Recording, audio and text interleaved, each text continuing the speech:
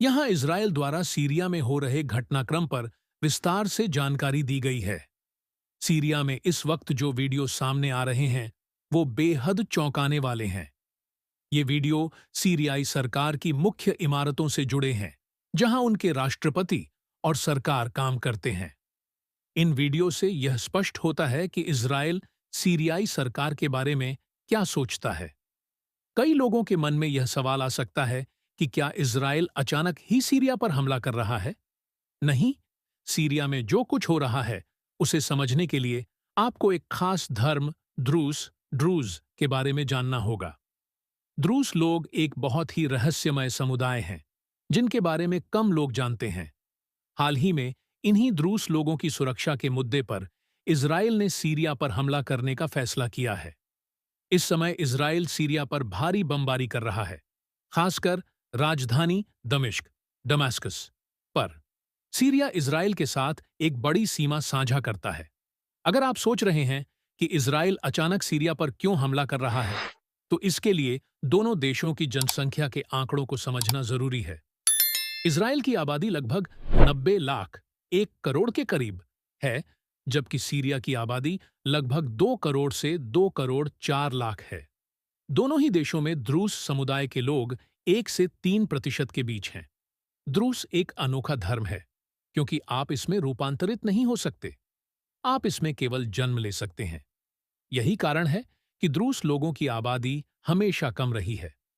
वे बहुत कम ही अपने धर्म के बाहर शादी करते हैं, क्योंकि वे अपने समुदाय के भीतर ही विवाह करते हैं। उनका धर्म रहस्यमय है और दर्शन शास्त्र व आध्यात्मिकता पर केंद्रित है। इजरायल के प्रधानमंत्री बेंजामिन नेतन्याहू ने खुले तौर पर घोषणा की है कि इजरायल की रक्षा सेना हमेशा द्रूस लोगों की रक्षा के लिए आगे आएगी, क्योंकि द्रूस समुदाय इजरायल समर्थक रहा है, चाहे वे सीरिया में हो या इजरायल के अन्य क्षेत्रों में। नेतन्याहू ने कई बार दोहराया है कि अगर कहीं भी द्रूस लोगों पर अत्याचार होता है तो इजरायल की रक्षा सेना कार्रवाई करेगी। अब सवाल यह उठता है कि क्या सीरिया में द्रूस आबादी पर अत्याचार हो रहे हैं?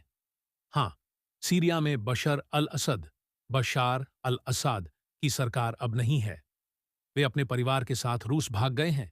सीरिया के नए राष्ट्रपति अहमेद अल सारा हैं। जब उन्होंने सत्ता संभाली तो उन्होंने सभी धर्मों के लोगों की रक्षा करने का वादा किया, लेकिन जमीनी स्तर पर ईसाइयों और द्रूस समुदाय के लोगों पर अत्याचार हुए।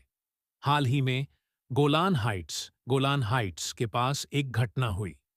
गोलान हाइट्स सीरिया का वह क्षेत्र है जिस पर इजरायल ने कब्जा कर लिया है। गोलान हाइट्स के आसपास कई द्रूस समुदाय के लोग रहते हैं। इजरायल को भविष्य में सीरिया में अपने विस्तार के लिए द्रूस समुदाय की महत्वपूर्ण भूमिका की उम्मीद है, क्योंकि वे गोलान हाइट्स के पास अपनी बस्तियां बनाकर बैठे हैं और उनका भी विस्तार होगा। अचानक सीरिया के नए राष्ट्रपति के वफादार लोगों ने द्रूस लोगों पर हमला करना शुरू कर दिया। जैसे ही इजरायल रक्षा बलों को पता चला कि द्रूस लोगों पर, जो वैसे ही 3% आबादी वाले हैं, अत्याचार हो रहे हैं, उन्होंने समय बर्बाद किए बिना दमिश्क पर हवाई हमले शुरू कर दिए। उन्होंने सीरिया के नए राष्ट्रपति को सीधा संदेश भेजा कि अगर द्रूस समुदाय को कुछ हुआ तो पूरे सीरिया को नष्ट कर दिया जाएगा। यह हमला करने का एक मुख्य कारण है।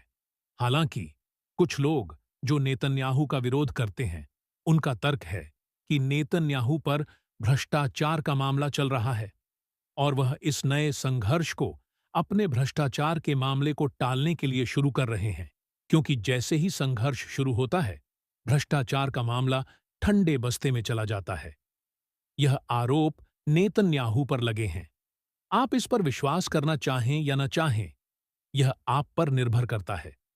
मैं आपको यह भी बता दूं कि इजरायल ईरान पर बड़े हमलों की तैयारी कर रहा है। लगातार खबरें आ रही हैं कि इजरायल किसी भी दिन ईरान पर बड़े पैमाने पर हमला कर सकता है, जिसमें नौसेना का भी इस्तेमाल हो सकता है।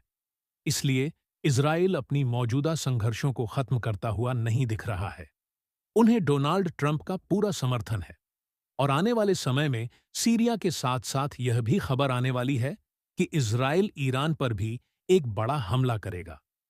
दिलचस्प बात यह है कि मैंने ऑनलाइन देखा कि कई लोगों ने वीडियो साझा करना शुरू कर दिया है, जिसमें दिखाया गया है कि सीरिया में द्रूस समुदाय के लोग, जिन पर उनकी अपनी सरकार के लोग अत्याचार कर रहे थे, अब कई सीरियाई इमारतों पर चढ़कर इजरायली झंडे फहरा रहे हैं, क्योंकि इजराइल उनके बचाव में आया है। यह एक अनोखा पहलू है, क्योंकि द्रूस धर्म यहूदी धर्म से अलग होकर नहीं बना है। द्रूस धर्म वास्तव में इस्लाम की एक शाखा है और इस्लाम से इसके गहरे ऐतिहासिक संबंध हैं।